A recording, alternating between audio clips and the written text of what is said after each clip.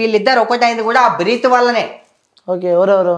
పవిత్ర అనే aunty aunty aunty Chandu అనే మా ఫ్రెండ్ కి క్లోజ్ అవ్వడం, అక్కడి నుంచి వాళ్ళ బాండింగ్ ఏర్పడడం, దాని తర్వాత అది ఎక్కడికో ఎలానో వెళ్ళాల్సిన పట్టాలు ఎలానో వెళ్ళిపోయి ఇలా ఇప్పుడు ఇంతకి కారణమైంది.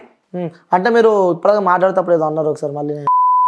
ఆంటీ అని వినిపించట్లేదా మీకు? ఎందుకు అట్లా విమర్శిస్తున్నారు? ఎందుకు అట్లా విమర్శిస్తున్నారు అంటే మన మధ్యలో లేదు, మన మధ్యలో ఉన్నా లేకపోయినా భయ్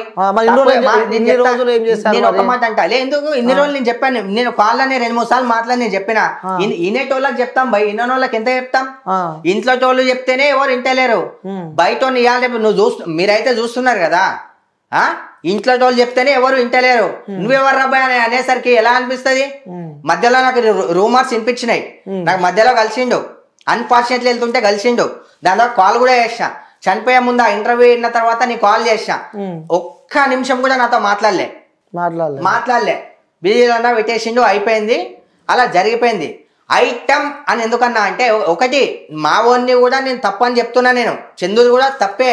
ఎందుకంటే ఇప్పుడు 2 చేతులు కలిస్తేనే క్లాప్స్ అవుతుంది, అవునా కదా? కానీ ఎక్కువ తప్పు ఈ పవిత్ర అని చెప్తా, ఐటమ్ ఆంటీదనే చెప్తా. ఎందుకోసం అంటే కన్నడ ఇండస్ట్రీ తను చిన్నప్పుడే మ్యారేజ్ అయింది, మ్యారేజ్ అయిపోయిన తర్వాత చలో ఏదో తనకున్న కారణాల వల్ల అది సెట్ అవ్వక సీరియల్స్ అవి ఇవి యాక్ట్ చేసుకుంటూ చాలా మంచి ఫేమ్ సంపాదించుకుంది. దాని తర్వాత ఆమెను చూసి ఎందుకో మన తెలుగు ఇండస్ట్రీ దరిద్రమా లేకపోతే ఏందో తెలియదు కానీ ఇక్కడున్న బాయమ్మలు ఎవ్వరు నచ్చరు, ఇక్కడున్న ఆర్టిస్టులు ఎవ్వరు నచ్చరు, అక్కడ వాళ్ళదే బాగుంటుందేమో, నాకైతే అర్థం కాదు. మరి టు బి ఫ్రాంక్ చెప్తున్నా, అరే ఇంతమంది ఇక్కడ ఛాన్సులు లేక ఎవరు ఎందుకు పోయి నాకు ఆపర్చునిటీలు లేవు, ఏం తక్కువ ఉంది నాకు? నేను హైదరాబాద్లో ఉంటా, ఇంకా మంచి పనులు చేస్తుంటా, అవసరం లేదు ఇక్కడ వాళ్ళు అవసరం లేదు, అక్కడ వాళ్ళది అయితేనే వీళ్ళకి బాగా నిండుతుంది అనమాట. అందుకని అక్కడ వాళ్ళనే పిలిపించుకుంటాడు, హీరో కావాలి, విలన్ కావాలి, అందరు కావాలి. మనం తెలంగాణలో బతుక్కుంటూ మనకేమో తమిళనాడు కావాలి. ఇది ఎంతవరకు కరెక్ట్ బై? ఎవరన్నా నా గురించి ఏమన్నా అనుకోండి భయ్, ఏ డైరెక్టర్ చూడు ఎవరన్నా చూడండి, నాకేం సంబంధం లేదు, ఉన్న మాట చెప్తున్నా. ఛాన్సులు లేక ఇలా జక్మరాయించుకుంటున్నాం భయ్, బయట వాళ్ళని తీసుకొచ్చి ఎందుకు ఇక్కడ వాళ్ళ టాలెంట్ లేదా? ఎందుకు టాలెంట్ లేదు? పిలిపించి ఒకసారి చేస్తేనే కదా తెలిసేది. ఇక్కడ వాళ్ళు అవసరం లేదు భయ్, బయట వాళ్ళే ఇలా బాగుంటుంది, బయట వాళ్ళే కావాలి వీళ్ళకి, డైరెక్టర్లకు కావచ్చు ఎవరికన్నా కావచ్చు. ఇక ఇక్కడ జోకనే పనికి, బయట వాళ్ళ జోకనే అయితే బాగా పనికి వస్తుంది. అంటే ఇక్కడ వాళ్ళం కాకుండా బయట బయట వాళ్ళవే కావాలి, బయట వాళ్ళవే జోక్తుంటారు బాగా.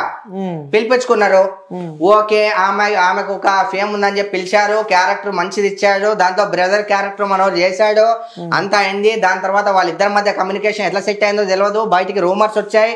రూమర్స్ వచ్చిన తర్వాత నాకు కూడా కొన్ని తెలియడం జరిగింది. దాని తర్వాత నేను కలిసినప్పుడు చెప్పిన తర్వాత లైట్ రూమర్స్ అనేవి మామూలే కదా, మన ఇండస్ట్రీలో బయట కూడా ఎన్నో జరుగుతుంటాయి కదా అని అన్నాడు. దాని తర్వాత మళ్ళీ రూమర్స్ కాదా నిజమని తెలిసిన తర్వాత నేను కాల్ చేసి మాట్లాడా, నువ్వెంతలే, అరే జలరాబాయ్ నీదేంది నాదేంది అన్నట్టు ఏదో మాట్లాడాడు. సరే మా ఇద్దరికి బ్రేక్ అయింది, నా టెన్షన్స్ వల్ల నేను ఆగిపోయా, మా మమ్మీ మదర్ చనిపోయిన సెంటిమెంట్లో నేనున్నా. ఇదంతా ఇందాక వస్తుంది, ఇక్కడ దాకా వస్తుంది. మళ్ళీ ఐటమ్ అనే గదిలో చందు ఐవాన్ చందు బాయమ్మ అని చెప్పి కోసుకుందంట. చేయి కోసుకోవడం ఇది ఇంకో మిరాకిల్. ఇది మా వాడు ఒప్పుకోలేడు భయ్ ఫస్ట్. స్టార్టింగ్ లో ఒప్పుకోలేడు, నా దేశం ప్రకారం మా వాడు ఒప్పుకోలేడు. నేను కూడా మీరు ఎట్లయితే అన్నారు కదా గ్రౌండ్ కి వెళ్ళి మొత్తం అంతా గ్యాదరింగ్ చేసి తెలుసుకున్నా అని చెప్పి నేను కూడా తెలుసుకున్నా.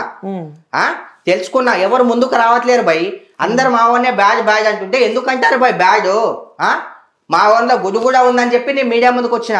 ఇప్పుడు మీరు పిలిస్తేనే నేను వచ్చినా కదా, నా అంతది అయితే నేను రాలే కదా, అవునా కదా? పిలిస్తేనే వచ్చా, నా అంతది నేను రాలే. ఒకటి అది ఎలా జరిగిపోయిందో ఏమో చేయకోసుకోవడం మా వానికి అంటే తొందరగా సెంటిమెంట్ అయిపోతాడు. చిన్నపిల్లని మెంటాలిటీ డేరు చాలా ఉంది, చిన్నపిల్లని మెంటాలిటీ. అరే మరి ఏం ఊహించుకున్నాడో ఏంటో ఏమో తర్వాత విషయం. చందుది పక్కన పెడితే పెళ్లి అయిపోయి 45 సంవత్సరాలు 50 సంవత్సరాలు ఉంటాయి దగ్గర. ఎందుకు ఆల్రెడీ మొగుడు ఉన్నాడు, 20-22 సంవత్సరాల పిల్లలు ఉన్నారు. నువ్వు ఆల్రెడీ కోల్పోయినావు. ఒక ఆడదానికి భర్తను కోల్పోతే ఎంత బాధ ఉంటుందో నీకు తెలుసు. తెలిసి కూడా ఇక్కడ ఇంకొక ఆడదాని జీవితాన్ని నాశనం చేసావు, తెలిసి కూడా ఇక్కడ ఇంకో ఆడామె జీవితాన్ని నాశనం చేసావు. నువ్వు నాశనమయ్యేది కాకుండా ఆల్రెడీ అంతకుముందు 2-3 ఎఫ్ఐఆర్ ఉందని చెప్పి కూడా విన్నా నేను. నువ్వు నాశనం కాకుండా యువతలను కూడా పైనుంచి ఇప్పుడు బ్యాడ్ నేమ్ ఎక్కువ వచ్చిందే మనోనికి. అవునా కదా? ఇక ఇదైతే కరెక్ట్ అయితే కాదు. నేను కరెక్ట్ మాట్లాడుతున్నా లేదా, నాకున్న ఆవేదనతోనే నాకున్న బాధతోనే నేను ఇలా చెప్పుకుంటున్నా. మీకు ఆడియన్స్ కానీ ఎవరికైనా తప్పుగా అనిపిస్తే నేనేం చేయలేను దానికి. అంటే ఇద్దరు కలిసి 6 to 7 సీరియల్స్ నటించారు. ఎలా ఉండేవారు చందు మీద?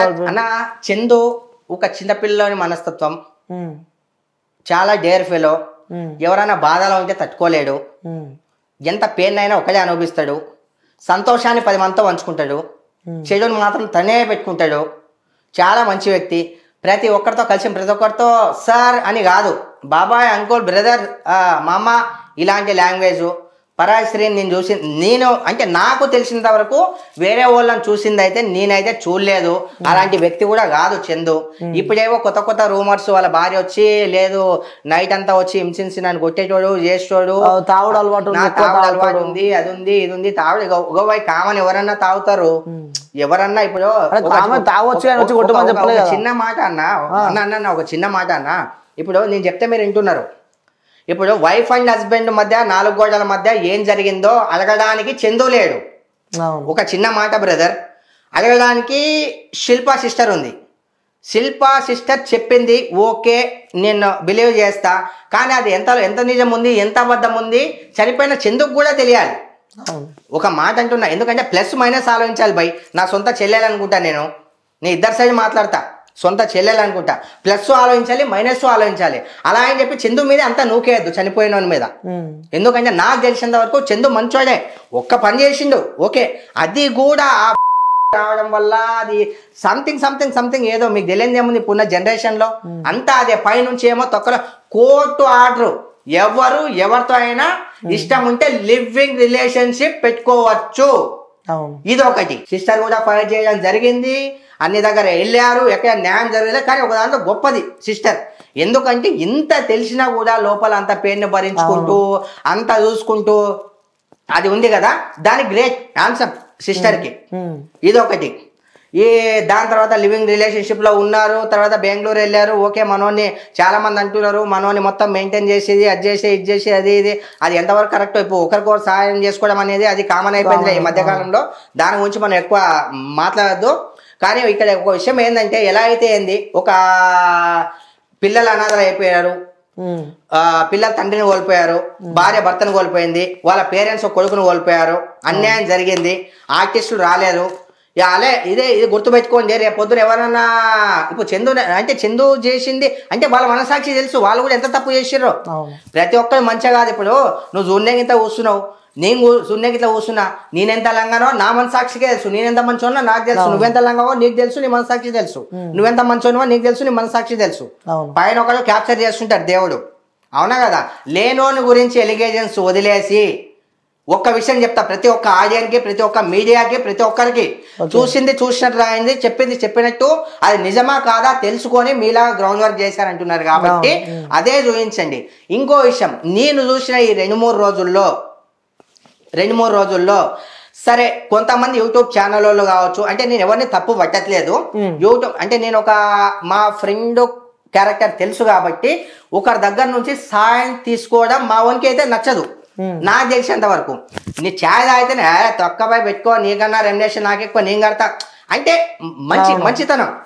ఇప్పుడు చనిపోయింది, అతని ఆత్మ ఎక్కడ ఉంటది, చాలా రాంగ్ స్టెప్ తీసుకున్నాడు. దాని చాలా రాంగ్ స్టెప్ తీసుకున్న తర్వాత ఒక చిన్న మాట చెప్తా నేను. నన్ను ఎంతమంది తిట్టుకున్నా పర్లే, చనిపోయాడు వ్యక్తి, తను మన కళ్ళ ముందుకు రాడు. శిల్పా సిస్టర్, నా చెల్లెలు, ఓకేనా? చనిపోయిందని తెలిసిన తర్వాత సరే అన్ని రోజులు నువ్వు సైలెంట్గా ఉన్నావు. చనిపోయిన వ్యక్తి మీద మీరు ఏమన్నా అనుకో సిస్టర్, నువ్వు నన్ను తిట్టుకున్నా పర్లే, నువ్వు నన్ను ఏం చేసినా పర్లే, చనిపోయాడు కాబట్టి అతని ఆత్మశాంతి కోసం చనిపోయినోడు తిరిగి రాడు. కానీ నువ్వు మీడియా వాళ్ళకి నన్ను ఇలా కొట్టేటోడు చేసేటోడు ఇలా అలా అలా అలా అలా అలా అలా చెప్పొద్దు సిస్టర్. ఎందుకోసం అంటే అది సరే కొట్టిండేమో చేసిండేమో ఓకే, ఇప్పుడు బతికి లేడు, అవన్నీ చెప్పుకొని మీ దగ్గరికి పిలిపించుకుందాం అన్నాకి. చనిపోయాడు వ్యక్తి. ఒకవేళ అవి జరిగినా కూడా ఇన్ని రోజులు నువ్వు లోపలే పెట్టుకున్నావు కదా, దయచేసి ఆ లోపల పెట్టుకున్నవి ఈ కొంచెం సేపు ఎందుకు నువ్వు లోపల పెట్టుకోలేకపోతున్నావు? ఆల్రెడీ సగం బ్యాడ్. ఇప్పుడు నువ్వు కూడా నీ భర్తను నువ్వు కూడా సరే నేను ఒప్పుకుంటా, తప్పు చేశాడు, రాలేదు, ఓకే 100% తప్పు. ఒకవేళ బతుకున్నట్టయితే నేను కూడా చెంపదెబ్బ కొట్టేటోన్ని, ఓకే.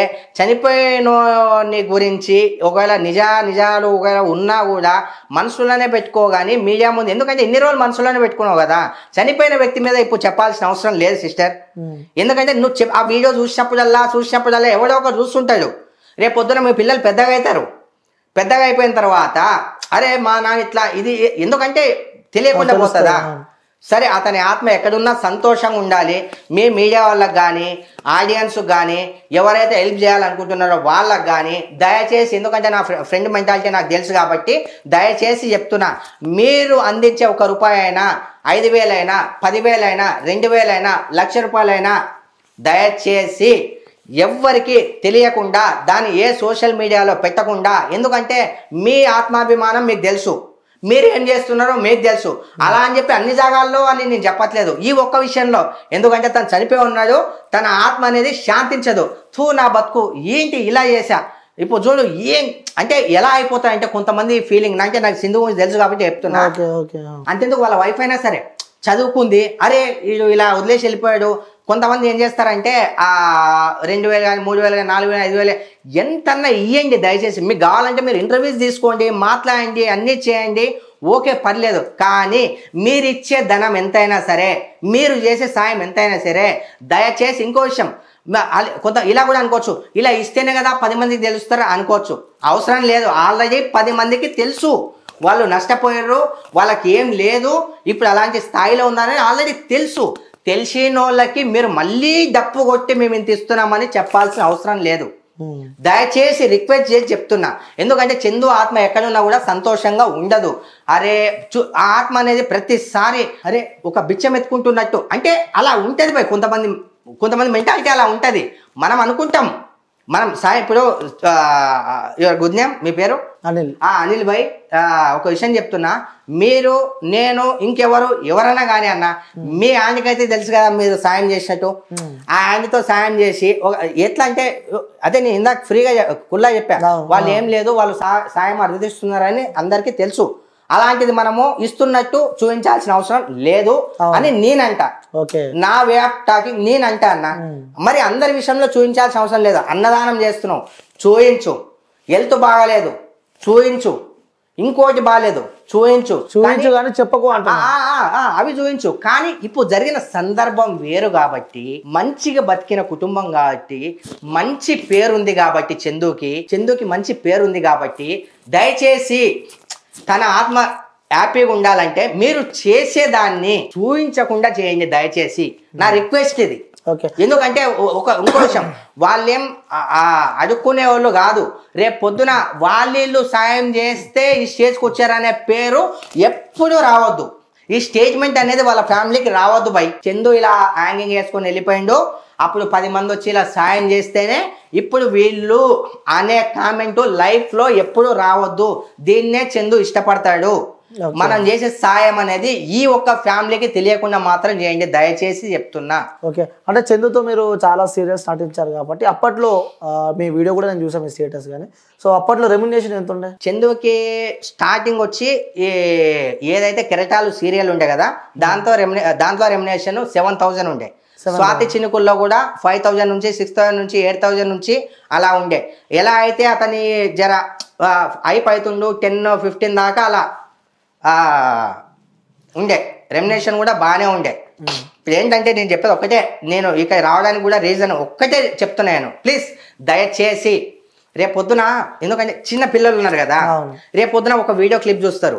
ఫర్ ఎగ్జాంపుల్ నేను వాళ్ళకు 5,000 ఇస్తుంటా, అది చూసి ఇప్పుడు చిన్నపిల్లలు రేపు పొద్దున వీడియో చూసి అయ్యో మా నాన్న ఎలాంటి గతి పట్టించాడు మా అమ్మకి, అంటే మాకు ఏం లేక ఒకరి దగ్గర నుంచి ఒకరు సాయం చేస్తే కొంతమందికి అంటే ఫ్రాంక్గా చెప్పాలంటే ఒకరు దానం చేస్తే మేము తీసుకునే స్టేజ్కి తీసుకొచ్చాడా మా డాడీ అని వాళ్ళ పిల్లలు అనుకోవద్దు, ఎవరు అనుకోవద్దు. అందరికీ తెలుసు అన్యాయం జరిగిందని. ఫోన్పేలు గూగుల్ పేలు ఉన్నాయి, పైన భగవంతుడు చూస్తుంటే మీరు చేసిన హెల్ప్. దయచేసి ఇది చందుకు ఇష్టం లేదు కాబట్టి మీరు చేసే దేన్నైనా సరే తెలియకుండా చేయండి. ఒక్క విషయంలో చేతులు ఎత్తి ముక్తున్నాం మీ అందరికి. అంటే దానాలు చేయండి కానీ మళ్ళీ పిల్లలు ఎక్కడ బాధపడతారు ఫ్యూచర్ తెలుస్తాయి అని చెప్పి తెలియకుండా కుటుంబాన్ని ఆదుకోమని చెప్పి 100%. ఇప్పుడు 100% బాధ ఎందుకు తెలుసా? జరిగింది తప్పు చేసిండు, రెమ్యునేషన్ కూడా మంచిగా ఉండే. ఇక ఆమె ఎవరిదైతే ఇద్దరిది తప్పైంది అది అందరికీ తెలుసు. ఒకటి ఆర్టిస్టులు ఎవరు రాలే, ఎవరు కెమెరా ముందుకు కూడా రాలే, ఎవరు పట్టించుకోలే.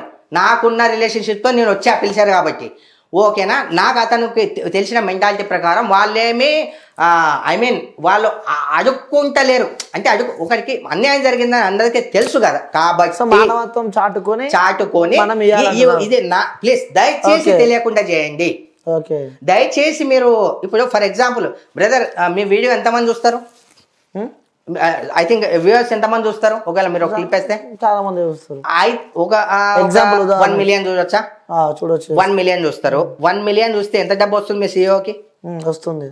వస్తుంది కదా. సరే వాళ్ళ బయట మీరు తీసుకున్నారు, మీరు చేసిరేమో నాకైతే తెలియదు కానీ మీరు చేసిరో చేయలేదో అది చేసిండొచ్చు కూడా నాకైతే తెలియదు కానీ ఒకవేళ మీరు చేయాలి అనుకుంటే ఈ బయట కానీ రేపు వేరే ఛానల్స్ కానీ వేరే ఏమన్నా కానీ ఇంకా వేరే ఫ్రెండ్స్ కానీ ఒకవేళ నేను కానీ ఎవరన్నా కానీ ఈ ఒక్క ఇన్సిడెంట్, ఎందుకంటే ఈ ఇన్సిడెంట్కి జరిగేదానికి ఆ పిల్లలకి సంబంధం లేకుండా వాళ్ళు బతికినన్ని రోజులు అది చూసుకుంటూ కురింగిపోతారు లోపల. వాళ్ళ వైఫ్ కూడా సెన్సిటివ్ కానీ వాళ్ళ వైఫ్ మీద నాకు కొంచెం కోపం ఎక్కడ వస్తుంది అంటే చనిపోయిండు కాబట్టి ఇక ఇన్ని రోజులు నువ్వు కడుపులో దాచుకున్నావు తల్లి, బిడ్డను కడుపులో ఎన్ని రోజులు దాచుకున్నావు, ఇప్పుడు చనిపోయిన తర్వాత చెప్పాల్సిన అవసరం ఏమొచ్చింది? సరే ప్రతి ఒక్కరూ ఒక కొట్లాట్లా ఉంటే అన్నీ ఉంటాయి. ఒక ఉన్నాడు తప్పే, ఎవడైనా తప్పే. ఆ చందు గాని చంద్రకాంత్ గాని చందు గాని అన్ని పేర్లు మనోనివే. చిరంజీవి కానీ బాలకృష్ణ కానీ ఇంకెవరైనా కానీ ఎవరైనా సరే దీన్ని సమర్థించారు. తప్పును తప్పే అంటారు. నేను కూడా తప్పును తప్పే అంటున్నా.